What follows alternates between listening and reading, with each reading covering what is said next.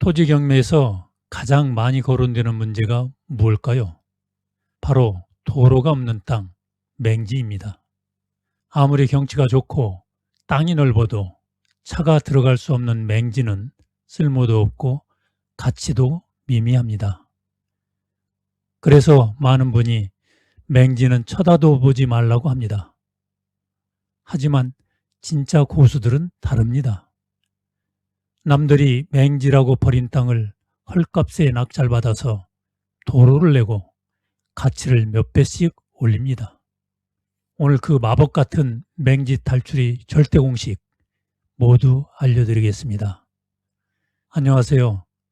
은퇴 후 실전 경매의 기록을 나누는 헌재입니다.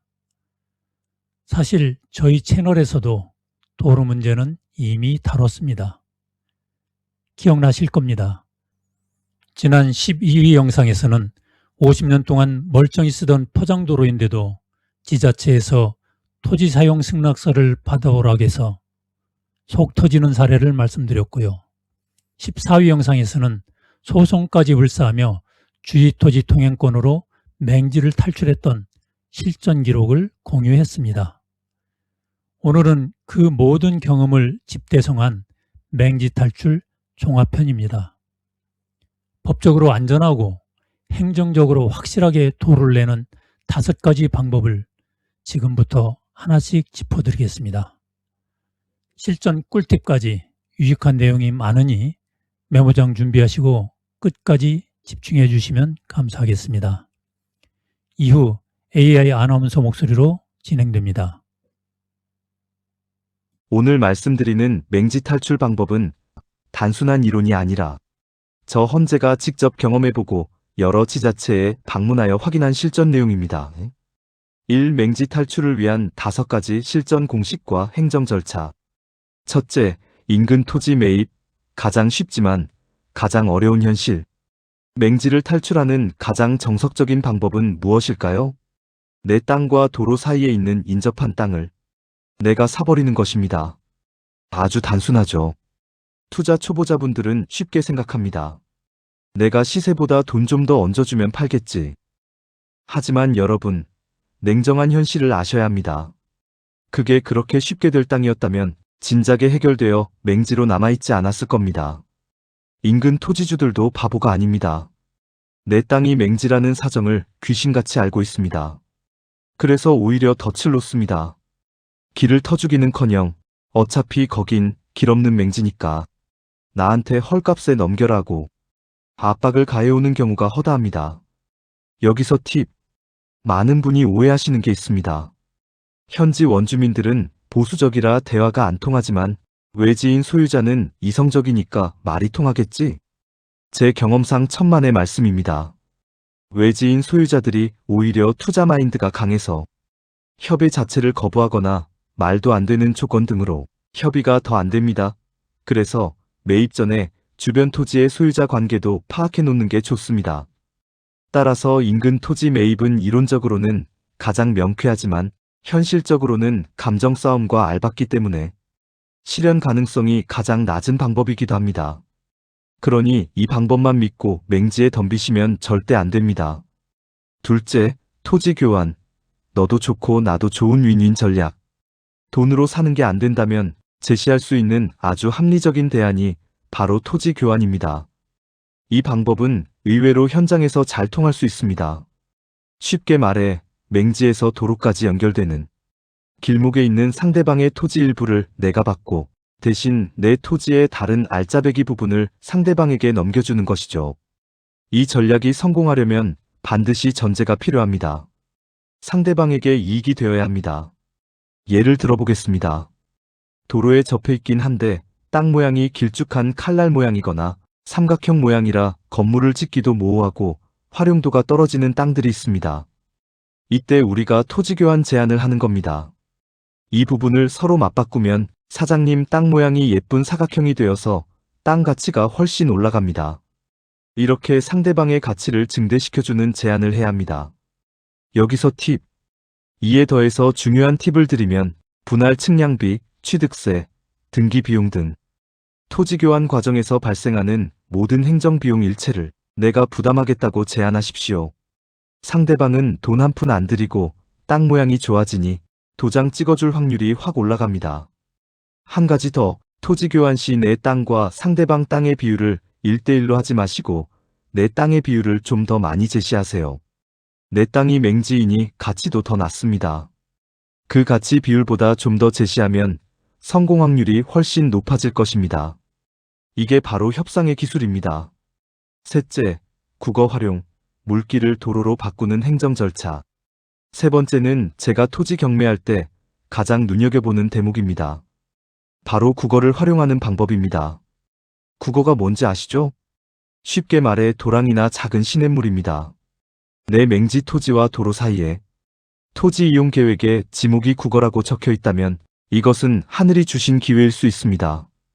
이 국어는 사유지가 아니라 대개 국가나 지자체 혹은 한국농어촌공사 소유입니다. 따라서 우리는 이 국어를 관리하는 관청에 찾아가 국어 점용 허가를 신청해야 합니다. 허가를 받고 그 도랑 위에 다리, 즉 복개 구조물을 설치하면 합법적인 내 진입로가 확보되는 것입니다. 여기서 팁, 행정 절차상의 아주 중요한 꿀팁을 드립니다. 국어 점용 허가는 국어의 방향과 길이에 따라 성패가 갈립니다. 내 땅과 도로 사이에 국어가 가로로 길게 있어서 도랑만 쏙 건너면 되는 경우 횡방향은 점용 허가가 아주 수월하게 나옵니다. 하지만 내 땅에서 도로까지 가려면 국어를 따라서 세로로 길게 길을 내야 하는 경우 종방향은 불어될 확률이 높습니다.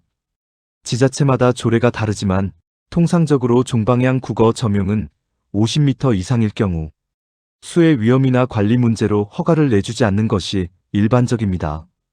또한 도로로 인정받을 수 있는 하중을 견디는 복개 구조를 갖춰야 합니다. 따라서 이 과정은 직접 하시기보다는 비용을 주더라도 전문가에게 맡기시는 게 정신건강과 시간 절약에 좋습니다. 조건만 맞는다면 맹지 탈출에 이보다 더 깔끔한 방법은 없습니다. 넷째, 국유지 활용, 임차 후 불화 신청의 기술. 네 번째는 내 땅 주변에 국유지가 붙어있는 경우입니다. 등기부등본의 소유자가 국 한 글자만 쓰여 있는 경우가 바로 국유지입니다. 내 맹지 옆에 붙어있다? 그러면 대박입니다. 맹지 탈출이 거의 확실해집니다. 국유지는 크게 두 가지로 나뉩니다. 보존해야 하는 행정재산이 있고 처분이 가능한 일반 재산이 있습니다. 만약 내 땅 옆에 국유지가 일반 재산이라면 국가로부터 빌려 쓰는 임차 사용이 가능합니다. 여기서 팁, 실전 팁 하나 드립니다. 처음부터 이 땅 나한테 파세요 하고 매입 신청을 하면 행정 절차가 복잡해서 거절당하기 쉽습니다. 만약 가능하다고 해도 경매가 원칙이며 수의 계약은 매우 힘듭니다. 그럴 때는 전략을 바꾸십시오. 먼저 정당한 사용료를 내고 빌려 쓰는 임대차 계약을 맺고 일정 기간 조용히 사용합니다. 그렇게 실사용을 하며 점유권을 확보한 상태에서 시간이 흐른 뒤 수의 계약 형태로 국가로부터 땅을 사들이는 불화 신청을 하면 행정 처리가 훨씬 매끄럽고 수월하게 진행됩니다. 국유지는 사유지처럼 알박기를 하지 않기 때문에 법적 절차만 밟으면 아주 저렴하고 확실하게 도로를 내는 최고의 파트너가 됩니다. 다섯째, 공공용지 활용, 맹지가 아니라는 착각을 깨라. 마지막 다섯 번째는 많은 분이 정말 잘 모르고 심지어 큰 코 다치는 부분입니다. 바로 공공용지 활용입니다. 예를 들어 내 땅 바로 앞에 마을회관 마당이 있거나 관공서 주차장 혹은 공공공터가 있어서 눈으로 보기에는 훤하게 뚫려 있고 차도 막 다닙니다. 그래서 초보자들은 생각하죠. 아, 여기 마을회관 마당 통해서 차가 다니니까 내 땅은 맹지가 아니구나. 아닙니다. 명백한 착각이고 법률적으로는 여전히 맹지입니다. 이 땅에 집을 짓거나 개발행 위허가를 받으려면 눈에 보이는 마당이 아니라 공식적인 도로가 있어야 합니다. 따라서 그 마을회관 마당이나 공공용지를 도로로 쓰기 위해서는 해당 관공서나 마을자치위원회로부터 토지 사용 승낙서를 반드시 받아야 합니다. 혹시 안 해주는 거 아닐까 하고 걱정할 수 있습니다. 하지만 미리 겁먹을 필요는 없습니다. 오히려 개인 사유지보다 공공기관이나 마을 주민들과 협의하는 것이 훨씬 신사적으로 해결될 수 있습니다. 최근에 제 친척분도 이와 똑같은 상황이 있었습니다. 마을회관 마당과 딱 붙어있는 인접 토지였는데 원만하게 협의가 되어 공식적인 포장도로를 개설하고 맹지를 멋지게 탈출했습니다. 주변에 관공서나 공공공터가 있다면 겁먹지 말고 행정의 문을 두드리십시오. 답이 열립니다. 2. 핵심 요약 및 헌재의 원칙론. 오늘 말씀드린 5가지 방법, 핵심만 딱 요약해드립니다. 뇌리에 꼭 새겨두십시오. 인근 토지 매입, 감정과 돈의 싸움이 치열하므로 실현 가능성은 가장 낮다. 너무 과신하지 말자. 토지 교환, 상대방 땅의 가치를 높여주는 윈윈 전략을 제시하고 행정비용을 내가 부담하면 성공 확률이 극대화된다. 그리고 내 땅을 더 많이 주면서 협상하라. 국어 활용, 횡방향 도랑은 수월하지만 종방향은 50m 제한 등 규제가 있으니 반드시 지자체, 전문가와 상의하자. 국유지 활용, 점용허가를 통해 진입로로 먼저 확보한 뒤 추후 불화 신청을 하는 단계적 전략이 정답이다. 공공용지 활용, 마을회관 마당도 법적으로는 맹지다. 반드시 공식적인 사용 승낙 절차를 밟아야 개발이 가능하다. 여기에 더해 지난 영상에서 다룬 토지 사용 승낙서를 받는 방법과 최후의 수단인 주의토지통행권 소송까지 합치면 총 7가지의 무기가 여러분에게 생기는 것입니다. 제가 늘 강조하는 원칙이 있습니다. 이 세상에 영원한 맹지는 없다. 다만 해결할 실력과 노력이 부족할 뿐이다. 이제 초보의 단계를 벗어났으니 맹지를 단순히 위험한 땅으로만 보지 마십시오. 법률을 알고 행정 절차를 이해하면 남들이 보지 못하는 보석을 남들의 반값에 주워 담을 수 있습니다. 절세도 실력이고 도로를 내는 행정 능력도 실전 경매의 엄청난 무기입니다. 오늘 내용이 여러분의 자산을 지키고 키우는데 도움이 되셨다면 구독과 좋아요, 알림 설정까지 부탁드립니다. 3. 마무리 및 C시리즈 다음 회차 예고. 오늘 영상을 통해 맹지를 탈출하는 5가지 강력한 무기를 얻으셨을 겁니다.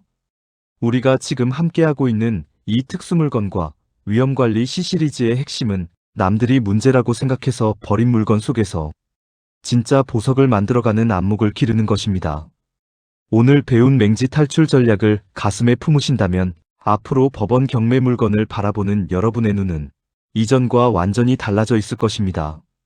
다음 시간에도 저 헌재의 생생한 실전 기록과 함께 복잡하게 꼬인 특수물건을 안전하게 만들어서 수익으로 바꿀 수 있는 다양한 방법을 가지고 돌아오겠습니다. 여러분의 풍요로운 노후와 위대한 도전을 늘 응원합니다. 감사합니다.